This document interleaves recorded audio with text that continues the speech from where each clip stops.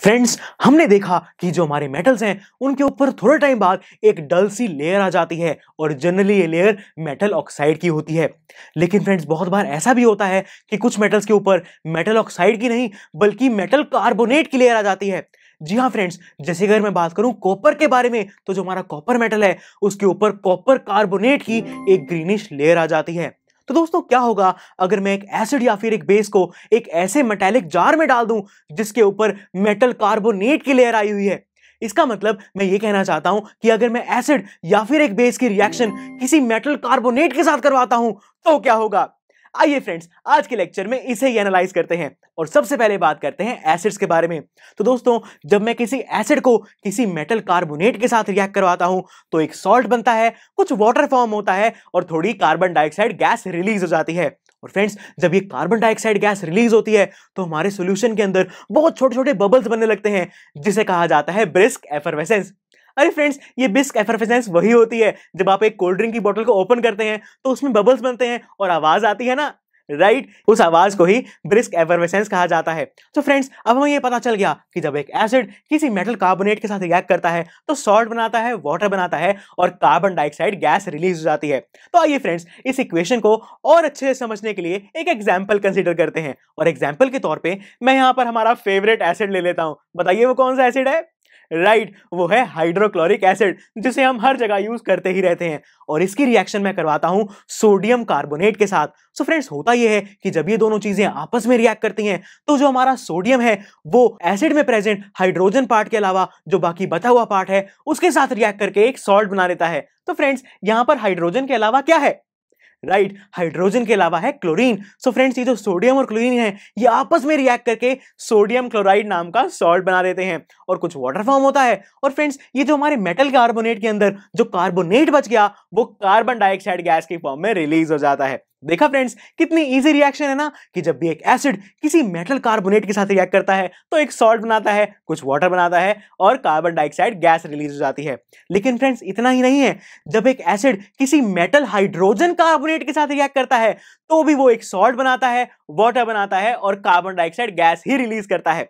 जैसे अगर मैं यहां पर हाइड्रोक्लोरिक एसिड की रिएक्शन सोडियम हाइड्रोजन कार्बोनेट के साथ करवाता हूं तो बिल्कुल पहले की तरह यहां पर भी सोडियम क्लोराइड बनता है, वाटर बनता है और कार्बन डाइऑक्साइड गैस रिलीज होती है। तो देखा फ्रेंड्स, चाहे हमारा मेटल कार्बोनेट हो या मेटल हाइड्रोजन कार्बोनेट, दोनों ही जब किसी एसिड के साथ रिएक्ट करते हैं तो एक सॉल्ट बनाते हैं, कुछ वाटर बनाते हैं और कार्बन डाइऑक्साइड गैस रिलीज हो जाती है।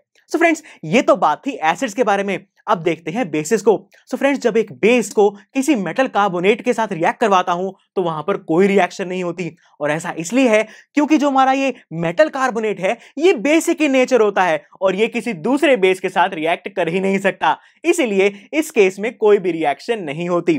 सो फ्रेंड्स, हमें यह पता चल गया कि जब भी एक एसिड और मेटल कार्बोनेट आपस में रिएक्ट करते हैं तो उसके अंदर छोटे छोटे बबल्स आने लगते हैं जिसको हम कहते हैं ब्रिस्क एफरवेसेंस और वो बबल्स होते हैं कार्बन डाइऑक्साइड गैस के।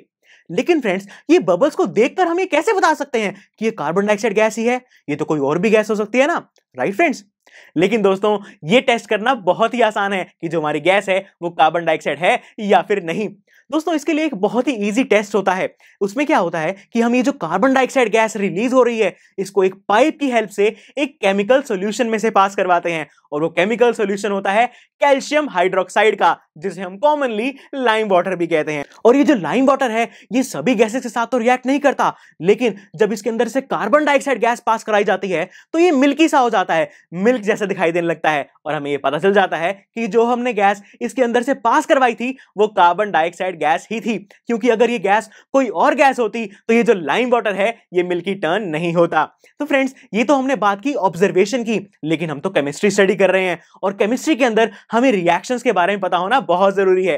तो आइए एक बार देखते हैं कि यहां पर ये जो हमने ऑब्जर्वेशन देखी है इसके अंदर क्या केमिकल रिएक्शन हो रही है। सो फ्रेंड्स, होता यह है कि जब मैं कार्बन डाइऑक्साइड गैस को इस लाइम वाटर यानी कि कैल्शियम हाइड्रोक्साइड के साथ रिएक्ट करवाता हूं तो हमारे पास बनता है कैल्शियम कार्बोनेट और कुछ वाटर फॉर्म हो जाता है। और फ्रेंड्स, ये जो कैल्शियम कार्बोनेट बना ये एक व्हाइट कलर का सॉलिड होता है जिसकी वजह से ये हमारे सॉल्यूशन के अंदर डिसॉल्व नहीं होता और जो हमारा कैल्शियम हाइड्रोक्साइड यानी कि लाइम वाटर है वो इसी की वजह से मिल्की हो जाता है, यानी कि मिल्क जैसा दिखाई देने लगता है और हमें ये पता चल जाता है कि जो हमारी गैस रिलीज हुई वो कार्बन डाइऑक्साइड गैस ही थी।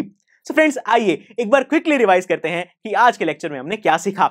आज के लेक्चर में हमने देखा कि जब भी एक एसिड किसी मेटल कार्बोनेट के साथ रिएक्ट करता है तो वो सॉल्ट बनाता है, कुछ वाटर फॉर्म करता है और कार्बन डाइऑक्साइड गैस रिलीज हो जाती है। उसके बाद हमने देखा कि जो हमारे बेसिस हैं वो मेटल कार्बोनेट के साथ कोई रिएक्शन शो ही नहीं करते, क्योंकि जो हमारा मेटल कार्बोनेट है वो भी बेसिक इन नेचर है और वो किसी दूसरे बेस के साथ रिएक्ट करता ही नहीं है। उसके बाद हमने ये देखा कि ये पता लगाने के लिए कि जो हमारी गैस रिलीज हुई है वो कार्बन डाइऑक्साइड गैस है या नहीं, एक बहुत ही इजी टेस्ट होता है और वो ये कि जब हम एक कार्बन डाइऑक्साइड गैस को लाइम वाटर में से पास करते हैं तो वो उस लाइम वाटर को मिल्की कर देता है और हमें ये पता चल जाता है कि जो हमारी गैस रिलीज हुई वो कार्बन डाइऑक्साइड गैस ही थी। सो फ्रेंड्स आज के लेक्चर में तो इतना ही, और इसी के साथ हमने एसिड्स और बेसिस को बहुत सारी अलग अलग चीजों के साथ रिएक्ट करवाया। तो चलिए फ्रेंड्स नेक्स्ट लेक्चर में एक बार क्विकली रिवाइज करते हैं कि जो हमारे एसिड्स और बेसिस हैं वो इन सभी चीजों के साथ कैसे रिएक्ट करते हैं। So see you in the next lecture. I am sure students आपको ये लेक्चर बहुत ही पसंद आया होगा।